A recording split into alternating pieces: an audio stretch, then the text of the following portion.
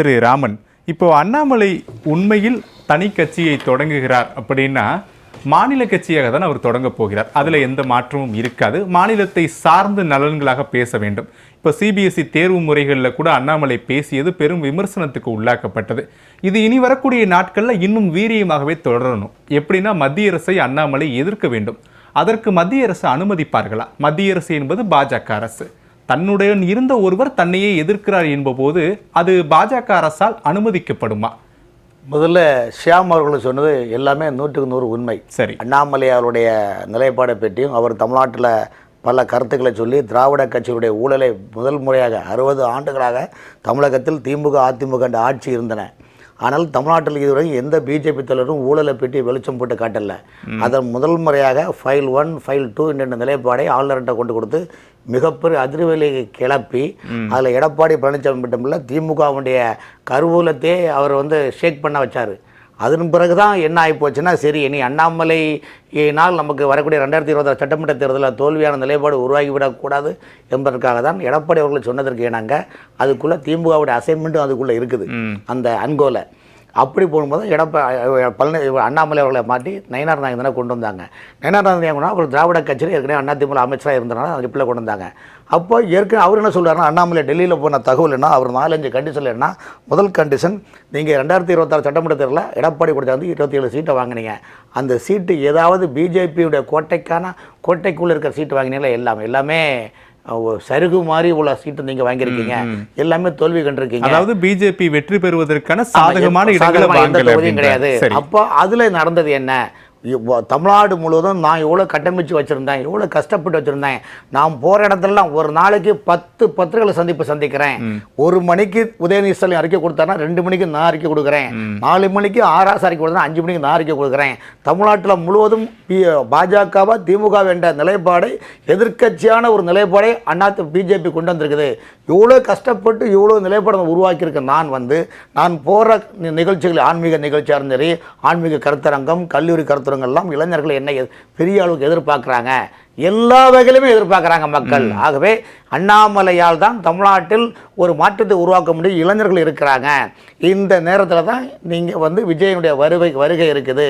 இந்த விஜய் வருகையினால் தமிழ்நாட்டில் திராவிட கட்சிகள் எல்லாமே சுனாமி பேர்களை மாதிரி டோட்டலாக காலி பண்ணியாச்சு. இல்லை, இதற்கு முன்பு அண்ணாமலை திமுகவை எதிர்க்கும் போதோ 2024 தேர்தலின் போது அதிமுகவை எதிர்க்கும் போது அதை பாஜக மேலிடம் விரும்பி இருப்பாங்க. ஆனா இப்போ அண்ணாமலை பாஜகவே எதிர்ப்பது அப்படின்றத விரும்புவார்களா? இல்லை, இந்த விஷயத்துல பாஜகவை ஒருபோதும் அண்ணாமலை எதிர்க்க மாட்டார். காரணம் என்னவென்றால், இல்ல மாநில கட்சி அப்படின்னா மாநிலம் சொல்றேன். ஆந்திராவில் பவன் கல்யாண் பாஜக கூட்டணி, என்ஆர் காங்கிரஸ் பாண்டிச்சேரியில் கூட்டணி, அது போக எல்ஜேகே கட்சி சார்லஸ் மார்ட்டின் இருக்காரு, அவர் இப்போ பாஜக கூட்டணியில் தான் அவர் அங்கே இருக்கிறாரு. அப்படி இருக்கின்ற போது பாஜக கூட்டணி அதே போல் தமிழ்நாட்டில் ஒரு தனி குறிப்பிடக்கூடிய பவன் கல்யாணோ பாண்டிச்சேரியோ பாஜக தேசிய ஜனநாயக கூட்டணியில் அங்கம் வகிக்கக்கூடிய கட்சிகள். ஆனா அண்ணாமலை தனி கட்சி, நான் என்டிஏவிலேயே இல்லை அப்படின்னு அறிவித்ததற்கு பிறகுதான் தனி கட்சியை தொடங்குகிறார்ன்ற போது எதிர்க்க வேண்டிய கட்டாயம் அண்ணாமலைக்கு ஏற்படுது. அவர் என்ன சொல்ல வர்றாருன்னா, இன்னைக்கு உள்ள பாஜக தமிழ்நாட்டினுடைய தலைவர்களுடைய நிர்வாகம் முழுக்க முழுக்க முழுக்க முழுக்க முழுக்க முழுக்க மைனஸான ஒரு தேய்பிரியான நிலைப்பாடு இருக்குது. இந்த கண்டிஷனில் என்னால் பாஜகவை பயணிக்க முடியாது. ஆகவே என்னுடைய தனித்துவம் பிராந்தியம் தேசியம் என்ற இரண்டும் ஒருங்கிணைத்து நான் பண்ணுறேன், உங்களுக்கு எதிராக நான் செயல்பட மாட்டேன் என்ற நிலைப்பாடு பண்ணுறாங்க. டெல்லி என்ன சொல்லுதுன்னா, ஜூன் மாதம் அமைச்சரை விரிவாக்கம் பண்ணுறோம், அதில் உங்களுக்கு மேல்சபை எம்பியாக்கி மத்திய மந்திரி ஆக்குறோம். ஏன்னா எல்முருகன் அவர்களுக்கு இந்த பீரியட் டைம் முடியுது. இல்லை, தனிக்கட்சி தொடங்கினாலும் அண்ணாமலை பாஜக மேலிடத்தை எதிர்க்க மாட்டார். கண்டிப்பாக எதிர்க்க மாட்டார். ராமன் சொல்றார். ஆமாம், கண்டிப்பாக எதிர்க்க மாட்டார். அந்த மனநிலையில் தான் அவருடைய நிலைப்பாடு. அதுக்காக பேசிக்கொண்டிருக்கின்றார்கள். ஆகவே 99% அவருக்கு தனிக்கட்சி ஆரம்பிக்கிற நிலைப்பாடில் வந்துட்டாங்க. அவருக்கு ஃபேவரான முடிவுகள் தான் வரும். சரி ராமன், நிறைவா. அதாவது அக்னிவேசன் அவர்கள் அண்ணாமலைக்கு நிறைய அட்வைஸ் பண்ணியிருக்காரு.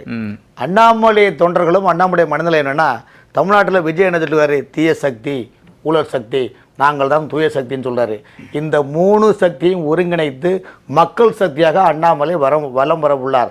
காரணம் தாவேக்கா எந்த புள்ளியிலிருந்து நீங்க சொல்றீங்க? காரணம் இருக்கு. அண்ணாமலை எந்த விதமான அரசியல் அனுபவம் இல்லாமல், எந்த விதமான தியாகங்கள் செய்யாமல் ஒரு நடிகர் அரசியல் குழந்தைகளையும் பேரன் பேத்திகளையும் வைத்து ஓட்டுகளை வாங்கி இந்த ஆட்சியில் அமைச்சிருக்குங்க. இன்னைக்கு திமுக என்ன நினைக்கணும், அதிமுக என்ன நினைக்கணும், பிஜேபி நினைக்கணும், எப்படி இருந்தாலும் தாவேக்கா அரசு அங்கே அங்கங்கே வெள்ளை மண்டல கையை விடுவாங்க. அந்த வெள்ளை மண்டல கையை விடும்போது சோசியல் மீடியா ஹைலைட் பண்ணும். அப்போ மக்கள் நினைப்பாங்க இதுக்காகவா நாங்கள் உங்களுக்கு ஓட்டு போட மக்கள் நினைப்பாங்க. அரசியல் அனுபவம் இல்லாத ஒருவர் முதலமைச்சராகி விட்டார், அவருடைய கட்சி வெற்றி பெற்று விட்டது, அதானே உங்களுடைய நிலைப்பாடு. நான் என்ன கேட்கிறேன், சீமான் அரசியல் அனுபவம் உள்ளவரா? அரசியல் எத்தனை வருஷம் எத்தனை அததான் கேக்குறேன். தேர்தல் இல்ல அததான் கேக்குறேன். அதுதான் ராமன் கேக்குறேன். சித்தாந்தமும் விஜய் சித்தாந்தமும் ஒண்ணா? இல்ல ஏதோ ஒரு விஷயம் தேவைப்படுதுல அவர் வெற்றி பெறுறதுக்கு. கேஸ் இருக்கு சார். சமூகத்துக்காக உழைத்து, தமிழ் மாநிலத்துக்காக உழைத்து, இந்த தேசத்துக்காக பல விஷயங்கள் அவரால ஒரு இல்ல கேள்வி நீங்க புரிஞ்சுக்கல. என்னோட கேள்வி, அவர் அரசியல்ல எந்த அனுபவம் இல்லாதவர் உடனே வந்து விட்டார். அவர் வருவதற்கான ஒரு பின்னாடி ஒரு புள்ளி இருந்துச்சு இல்லையா? ஒரு கவர்ச்சியோ ஏதோ ஒரு லாங்குவேஜில், அது கவர்ச்சியா இருக்கட்டும், வரவேற்பா இருக்கட்டும். அப்படி அண்ணாமலைக்கு என்ன இருக்கிறது, பின்புலத்துல என்ன இருக்குது? அதான் சார், பின்புலம் தமிழ்நாட்டில் உள்ள இளைஞர்கள் இருக்கின்றார்கள். அவர் அரசியல் அனுபவங்கள் அவருடைய நீங்க அப்படி திமுக ஆட்சி அமைச்சதே ஒவ்வொரு முறையும் ஊழல்களை வெளிச்சம் போட்டு காட்டும்போது திமுக ஏன் தடுமாறிச்சு? இதே போல தாவேக்காவுக்கு டப் கொடுத்து தமிழ்நாட்டில் வந்து அண்ணாமலை மிகப்பெரிய எழுச்சி ஆட்டுவார். தாவேக்கா அரசுடைய ஒவ்வொரு தவறுகளும் தினசரி 10 தவறுகளை சுட்டு காட்டுவார். அப்போது இதே மீடியாக்கள் பாருங்கள் அண்ணாமலை பக்கம் திரும்ப. புரிஞ்சுக்கிட்டேன். அண்ணாமலை மாநில தலைவராக இருந்த போது தேர்தல் சந்தித்தார். பாஜக போட்டியிட்ட தொகுதிகளில் எல்லாம் வெற்றியா? இப்ப நீங்க சொல்லக்கூடிய அதே இளைஞர்களுடைய வாக்குகள் தான், அதே திமுகவை எதிர்த்த அதே சமயம் தான். அந்த சமயத்திலே இல்லாத வாக்கு வங்கி புதிய கட்சியாக உங்களுக்கு வருமா? அன்னைக்குள்ள மக்களுடைய மனநிலை வேற, இன்னைக்குள்ள மக்கள் தாவேக்காக பிறகு, தாவேக்காக வரவுக்கு முன்னால் கிபிக்குன்னு பாருங்க. தாவேக்கா வரவுக்கு பிறகு இன்னைக்கு தமிழ்நாட்டில் மக்கள் மத்தியில் மிகப்பெரிய மாற்றம் உள்ளது. அந்த தாவேக்கா அரசுடைய தவறுகளை அனைத்தும் அண்ணாமலை கண்டிப்பா சுட்டி காட்டுவார். அது தமிழக மக்களிடம் மிகப்பெரிய மாற்றத்தை உருவாக்கும் சார்.